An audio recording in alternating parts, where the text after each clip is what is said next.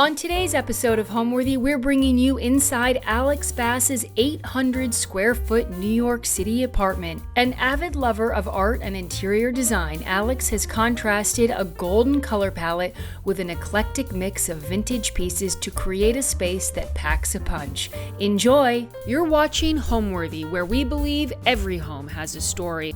Like and subscribe for more.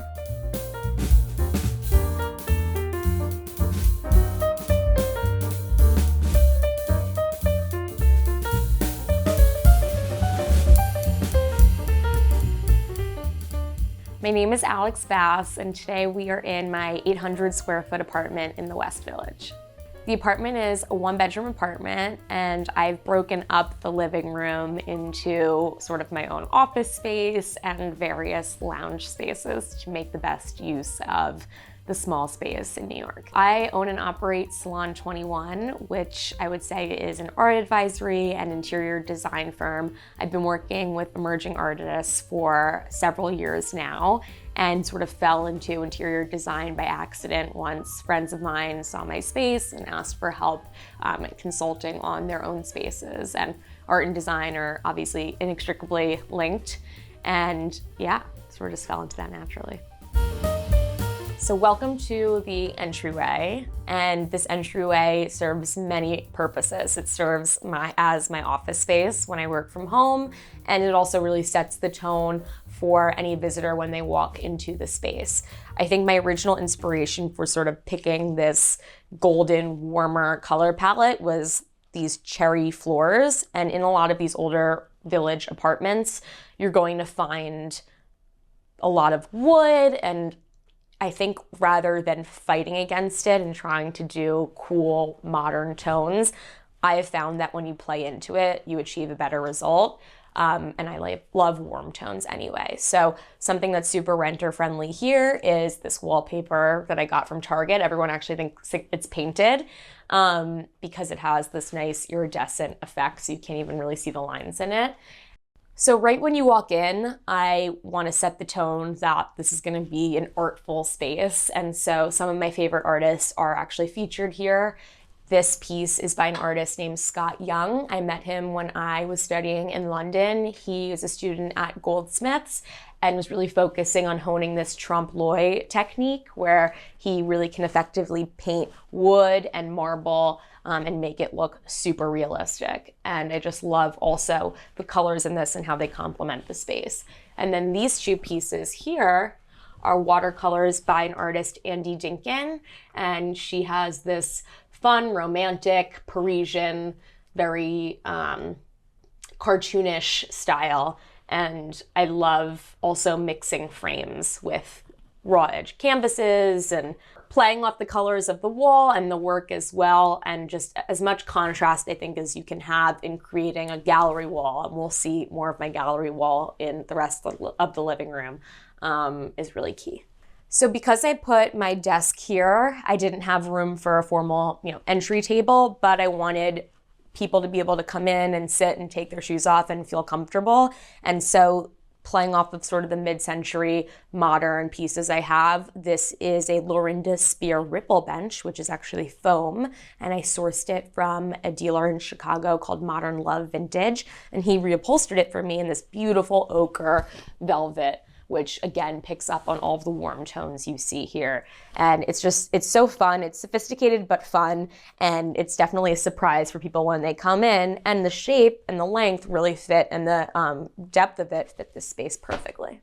So looking at the other side of the entryway here, one of my other favorite pieces is a mirror from my childhood home, which you can see even has some cracks and wear to it. And I love the convex shape, which as an art history person makes me think of the Arnolfini portrait, where it's a marriage portrait, and behind them, they painted a convex mirror, and then within the mirror, they painted the entire scene, which is like pretty revolutionary when you think about painting technique. And I think it's so cool to sort of place that with this piece that I mentioned by my friend Scott, where he's playing with these art historical trompe-l'oeil techniques. So getting a little art nerdy there. I have another piece here by an artist I love, Sarah Esme Harrelson. She references a tapestry up at the Met Cloisters, and I love the shape of the wooden canvas as well. So it's not just a painting, it really feels like this sculptural moment. I have speakers here for our record player. This is something my boyfriend definitely contributed to, and you can see the records we've started to collect here, and this has become a really fun Sunday activity for us, is going around the village and buying new records. And we have a bunch of matchbooks here from restaurants, galleries, hotels that we've gone to, and then this is our little trinket tray from the Bon Marche in Paris. And then another thing I love about this space, this light fixture is from my bedroom in my childhood home. And when you turn it on, it creates this awesome shadow that adds another decorative element to this entryway. So small, but packed with style and exciting pieces. And then for my desk space, really just was able to find something that fit perfectly here. And there's clearly no dead space. I've really used every aspect of the space to my advantage. So I sourced these desk chairs, and my boyfriend has one in our bedroom for his desk from an art gallery in Montreal, and they pump up and down depending on the height that you need them, like they would in a hair salon. And they're very fun and also practical. So a big part of any rental apartment, any apartment in New York City, is figuring out how to store things. And so playing with the height of the space, there are low ceilings, so trying to make things feel taller, higher. I have some shelves here where I display some of my cameras. My boyfriend and I both are really into film photography. I have a vintage pennant from our college up there. And then this is my workstation. So I have my desktop, which is really nice for editing photos, laptop here, and a fun little table lamp. I walked into it, and this kind of happens when I walk into a lot of different spaces, immediately knew how to better arrange the space. This living room is very narrow and long, and the former owners did not, or former renters did not set it up in the most space effective way possible. And so I automatically knew the couch would go in this spot. I would put this there, for example. So my mind just always starts working the second I enter any space. Because it's a rental, they delivered it in, sort of white box condition, but obviously there were small things that I wanted to change to reflect more of my personal style. And so as you'll see when we go through the apartment, I have a lot of renter-friendly solutions that I'll share. Now we're gonna go into the main room in the apartment, which is the living room. And so if you follow me in this way, you can see the gallery wall that we've done here above this modular sofa, which is a funny story. I had two parts of it in my studio that I lived in before in the village. And when we moved into this space, I didn't want to get a new couch because I loved it so much, but I was able to get the other pieces and fit it in. So I imagine I'll probably do the same thing with my next space. Maybe it'll just keep getting longer. I don't know. It is actually extremely comfortable. And I'd seen it in a million photos, and I was a little nervous to pull the trigger on it, but we love it. And all you have to do is get these hooks so you connect each piece, and then they don't separate when you sit on it. And then I have some decorative throw pillows here. And then above, we have the gallery wall. This is actually a portrait or not even a poster that my boyfriend found on the subway. And Monk is one of our favorite artists. This is actually on our Samsung frame TV here. We have the wallpaper by Monk. And then, so he found this on the subway, and we actually got it framed. He is a big fan of Cleon Peterson, so we have a few of his prints there. The centerpiece here is a photograph that my boyfriend actually took, and he did some photoshopping technique to it, and then we printed it. Above that, we have a painting by Laura Bell Swarovski, and then next to it is a take on Vermeer's Girl with the Pearl Earring that was painted by a friend of mine from high school named Lindsay Basil. So obviously there's a lot going on in terms of the walls here. They're really covered in art. That's something that I love. And I think the way to do it is first of all, not be afraid that things won't go together if they're from different time periods, different styles, different mediums, and also really play with the framing. And so I laid this out on my floor, went through so many different variations of it. I'm like still not happy with it at some points, and I have moved it around. So I would call it an influx gallery wall. But I would say don't be afraid of creating something like this. It's challenging, but it's really rewarding. There was no overhead light in this space. And so something that you can do, which is also renter friendly, is get a swag light, which plugs into an outlet. And then all you have to do is get hooks from your local hardware store and drape it. And then there you go. You have a pendant light in the middle of your living room. And this light is from the 70s. It's smoked lucite, very space age. And it was done by Paul Sagan, who was one of the co-founders of Pottery Barn. So over here is kind of a continuation of that gallery wall. There are some photographs that I actually took, and then 2 lithographs that my parents had from their parents. And then another print here by Jake Wood Evans of the 3 Graces, very like Renaissance inspired. And in order to create this and not detract from having a TV in the middle, we just kept the black and white theme going here, and then brought in really nice metallic elements with the frames. Rules when it comes to framing.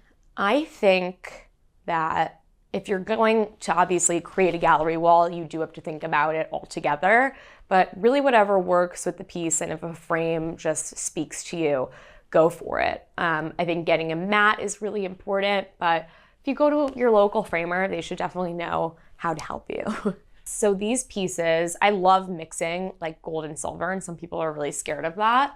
These are in their original frames and they have like a bit of a patina to them, so I kept that. This was in a white frame and I never changed it. And these were actually displayed very differently I've been in 4 different apartments in New York, and I had a whole wall of just these black and white photos, and my mom actually originally framed them for me, and she chose gold, silver, and then the rest she did in black and white. And so yeah, I just fit them together the way that I thought they looked best, putting certain ones next to each other and spacing it out in the right way to not make it feel like it clashed. And then here I have this vintage book stand. We watch a lot of movies, and this is a coffee table book from the Criterion Collection, which shows a bunch of their films. And so, we obviously fall subject to the hour scrolling, trying to decide on a movie to watch, but this was meant to help us sort of pick a movie without having to do that. And then we live near a bunch of independent movie theaters, and so this is something that I feel like speaks to the area as well. So I call this area of my living room the bar area, and obviously because there's a bar here. And I think when you're living in an apartment in the city, some things you have to think about are, storage, space-saving solutions, and obviously style. Those are all S's. I actually just came up with that. And this bar really fits that perfectly because the height of the back bar here lets me display a lot of my cocktail glassware, and it's also narrow enough that it doesn't take up too much of the living room space.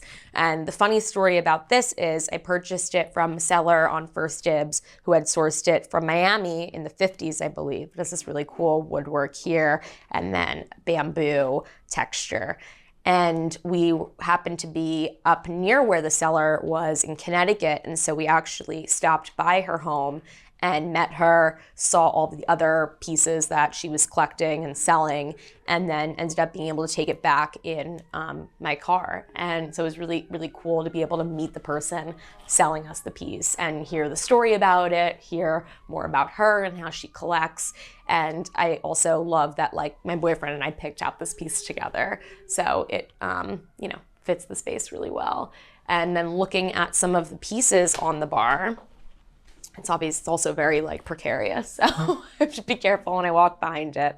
I sourced this vintage Gucci glassware, which is a splurge, but well worth it, from this antique show in East Hampton. So there are these tumblers, and they come in these little cozies that are supposed to keep the drink cold or warm, and it came with a thermos. as well. And this print is like so 60s and 70s. Absolutely love it. Had to keep it somewhere where everyone could see it. And then just have a bunch of other vintage glassware throughout and some other random objects. Like this was from the hood of some car. And I think I found this at Melee Mercantile, which is a really great vintage store. Have some books on entertaining here. I have these little mezcal shot glasses from my most recent trip to Mexico City.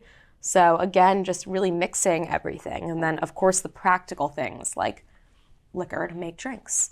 Oh my God, so they are actually like coolers for a bottle of Veuve. And I got those on eBay. And obviously keeping in the theme that I love art, one is a tube of paint and one is a pencil. So they're fun and quirky. This was from my boyfriend's childhood bedroom, this like smoking, it's called Smoking Labbit, not rabbit. And then this is a melting disco ball that was made by Kelly Worsler in collaboration with another design firm. And so because of that, we call this our disco tiki bar. So obviously the space is already tight here, but we did need a side table for the couch. And so something fun I found was this Milo Bogman table that actually is tiered and has this moving piece here. I love flowers. I grew up with my mom always having flowers in the house. And so Allison, before you came, I had to go to the florist and always like a big display here, something tall that leads up, brings your eye up to this painting we have by Mark Majori, who's an artist that my boyfriend found and who I really love. And then just from Home Depot got this museum style art light that helps illuminate it. And so we have this little moment here. And then I actually have some vintage architectural digests that I got from my friend's store called Shop Abode on Elizabeth Street. And so again, another nod to my love of interior design. And one of my most prized possessions actually is one of my favorite artists, Yoshimoto Nara. This is an ashtray that no one is allowed to use and is just for display purposes. It says Too Young to Die, which is like a little sinister, but there's something about the characters that he creates that I just feel like I have this connection to. They're tiny and angsty, and I don't know, something about it I love. And so one of my art pieces here, and I actually got it on eBay. I don't know how much I paid for it, maybe $100, and they resell for maybe like 10 times that now. So cool investment, and that's why nobody's able to use it. So now we're in the library, and I like all these names that I'm creating for my living room. But I did want to put a chair here to really show that this space can be used to read a book. And so between my boyfriend and I, we've amassed a ton of books from school and coffee table books. So it's really a mixture of novels, coffee table books. I have some favorites that have actually been signed by artists. This book by Murakami is from a talk that I went to. And he signed it to me and did some little caricatures as well. So some really special things mixed in. And then some of my favorite coffee table books I displayed upwards at the top here to, again, bring your eye up. And they almost function as like art pieces as well. And so this has been with me in 3 different apartments. This is the 3rd apartment. And each time I do a different iteration of how I display the books. And this time I also wanted to do something a little different. So I put these little drawings that I actually got. There's a man and a woman reading, hence the library theme. I got them on Portobello Road when I was living in Notting Hill. And I just hung them with these little command strips here to kind of fill in some of the blank space of the bookshelf. And yeah, I also love the contrast of this sort of steel, more industrial piece with a lot of the other gilded and maybe more feminine furniture pieces and accessories that I have throughout the apartment. My personal taste is really a mix, and whenever someone's asking where to start, how to decorate their apartment, whatever it is, I say really take a look at what you already have and what is really personal and important to you and expand from that. And so a lot of pieces that I have here, I've actually brought from like my childhood home, and then I brought in things from other parts of my life, from other apartments. And so I don't know if I would have a defined style other than saying it's eclectic, it's vintage, it's really a mix. And you'll see that as we sort of go through. I think the key to building your own space is not confining yourself to one style per se, or one store, one idea, one inspiration photo. It's really pulling everything together, and if you like it, it'll all work. So welcome to the kitchenette area. Here I have a banquette that is very specific to the size of this space. So I sourced it from Wayfair. It's very affordable, but it didn't come with cushions. So I actually bought Kelly Wearstler fabric, and my grandmother sewed it into these custom cushions that fit perfectly. And this is a great way to save space and also hide some storage. So these open up. I'm able to store well, that's part of my vacuum. In the other one, I store some of my table wares, and then the chairs I can kind of just push in. So great space to eat. I'm a big proponent of sitting down for dinner as many nights of the week as I can. And as you can see here, we have some more art, of course, 2 other prints, this little display shelf for some knickknacks and vases, mirror that I've had I think in almost all of my apartments from Anthropology. I feel like a lot of people have this mirror, but it's stunning, and it really plays off nicely with this gilded chandelier. And actually what's so cool about this is all of these glass rods are individual pieces.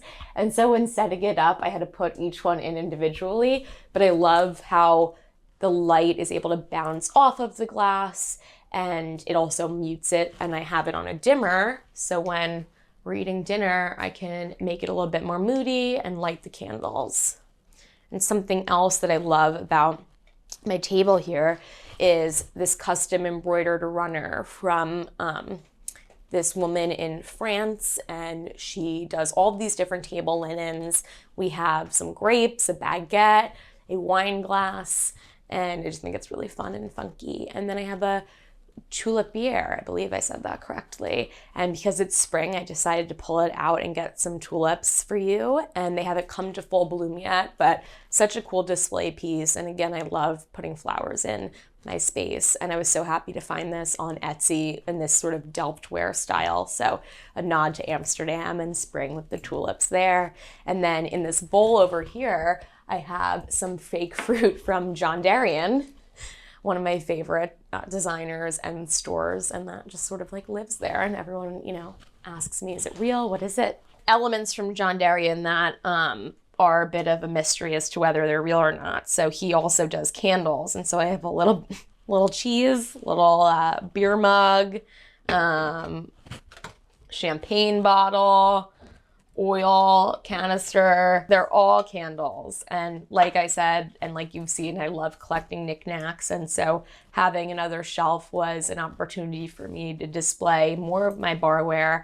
And another fun and very cheap, affordable solution for displaying some of your glassware is doing these racks, and basically they can just screw in. And then it also helps keep your glasses from getting dusty because you're hanging them upside down.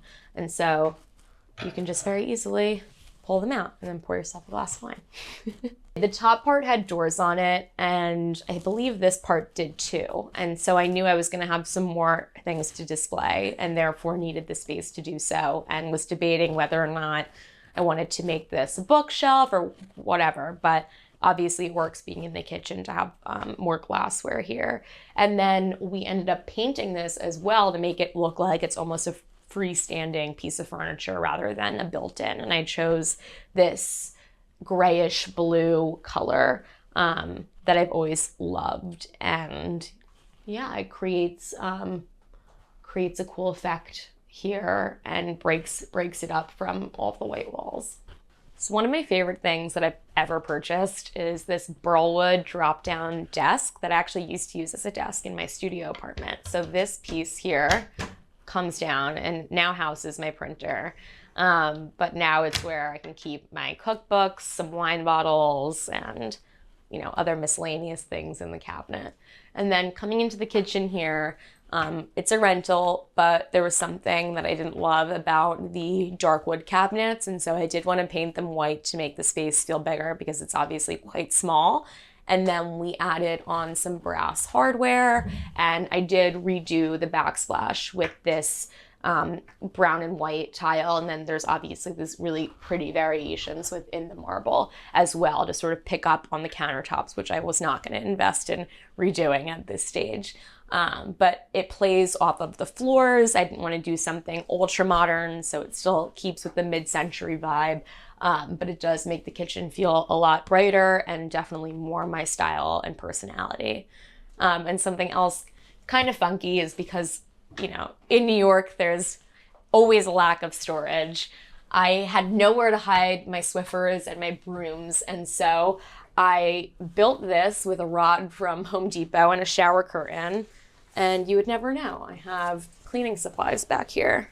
Another little fun detail, there's 2 of these in the apartment that I found out that I could change were these light switch covers. And so this one is from John Darien. It's a little shelf and just adds some quirkiness and more artistic elements to the space. And this piece, actually also vintage, and this houses some melamine glassware, which is really great because this building has a roof. And so if we want to take drinks up to the roof, I never want to bring actual glass. And so these are super durable, and this is just fun and easy. And because it's lucite and see-through, it doesn't feel so cumbersome in the space.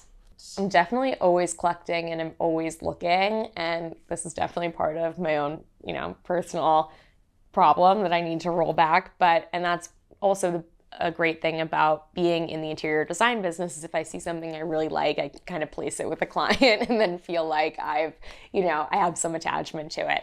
But yes, there is a limit, and obviously I'm a maximalist, you can tell from the space, but there's only so many things you can fit on a wall, so many tchotchkes you can have on a shelf, and so you do have to be deliberate at a certain point. But that's at the same time, if I see something and I love it, I will collect it, and I know that if it's a piece I want to have forever, I'll find a place for it. We come into this room. This is the bedroom space. One big thing in the bedroom that I wanted to keep in mind was that the rest of the apartment is very busy, and I find lighting to be very important. And so we brought my ultra Fregola mirror into the bedroom because when you turn the overhead light off at night, it gives this really pretty warm glow. And it also works because my closet's in here and I can get dressed and have this really cool mirror to look into. And then if we come over here, we have the bed. And one piece that I invested in was this Burlwood Milo Baldwin headboard. I never was a big fan of like full bed frames. So having a headboard that no matter what apartment you're in, you can adjust the height of it is really cool. And I know this is a piece I'll have for a very long time. And the actual bed, in terms of the bed frame, is just this soft bed frame that I got on Etsy. And so the combination works really well. And we actually have a projector, which is really fun. So it lives here, and I have a piece of art here because I needed, more walls to display art, but I did want to have a projector, and so it goes on top of the artwork essentially and pulls down when we want to watch movies at night. So because there's never enough closet space in New York, I got this freestanding piece, and I got it mirrored as well so it didn't look as bulky in the space. And I think the more mirrors you can bring into a small space, the better. Things that reflect off of each other always makes a space feel bigger. And so this is for more clothes. So next to the bed, we have these reading lamps. I bought these on Etsy a few years ago. They're Danish, and they're accordion lamps. So they go in and out, and they're on their own switches. So at night, one of us can turn it on and dim it and have a reading light. So 1 bedroom, 1 bathroom apartment means that I need somewhere to get ready. And therefore I found this amazing vanity that I was coveting for a while, this Luigi Massoni Dilly Dally vanity. And in this beautiful gray velvety suede fabric, turns on here. Comes with a little stool that pulls out, and this whole thing collapses. So space saving, storage, and stylish. There we go. Got in all of those chips again. And yeah, I display my makeup, perfumes, and also little trinkets here. This is from a trip I just took to Mexico City. An artist I love, Pedro Friedberg, creates these hand and feet. I'm sure you've seen so many variations of these hand chairs, and I always wanted a little statue of his. So I display that there, and I actually put my rings on the thumb. I think what I love the most about this home is how I was able to incorporate pieces from my childhood home, which my parents recently moved out of and asked me what I wanted to keep, and then pieces that I personally invested in from my other apartments. And then also the fact that this is my first apartment with a significant other, and that I was able to kind of combine both of our styles in a way that I think he likes as well. Home to me is a place where you feel grounded and centered and at ease, at peace. I think especially being in a fast-paced city, having a home is a blessing and something that you look forward to coming back to at the end of the day. And so part of that to me is really keeping my space organized, whether it's even just getting flowers for myself, just something that is gonna make me feel happy when I come home at the end of the day from walking around in, this crazy city. Thanks for watching. For more Homeworthy content, be sure to like and subscribe.